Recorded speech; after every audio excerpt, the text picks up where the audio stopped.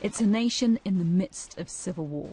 And what to do about the ongoing violence in Syria is a question that world leaders have been asking themselves since this conflict began more than 2 years ago.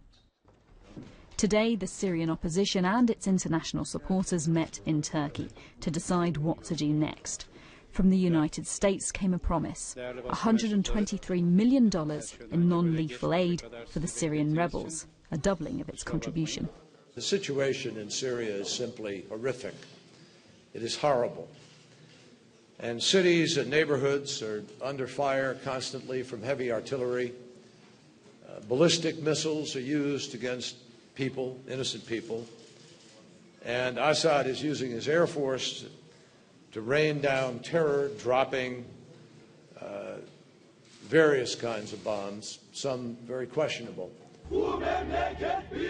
Outside the Friends of Syria talks, though, a demonstration by around 40 protesters from a Turkish youth group opposed to foreign intervention in Syria.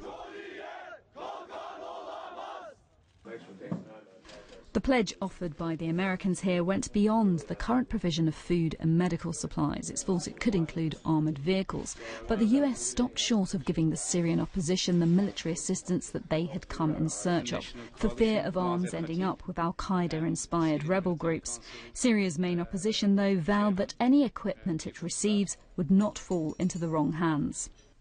It is in the clearest language they've ever used, their commitment to a free and democratic Syria, to condemn extremism themselves, to be clear about their responsibilities. Britain and France have argued for weapons to be supplied to the rebels who've been struggling to break out of suburbs like this one in the capital Damascus.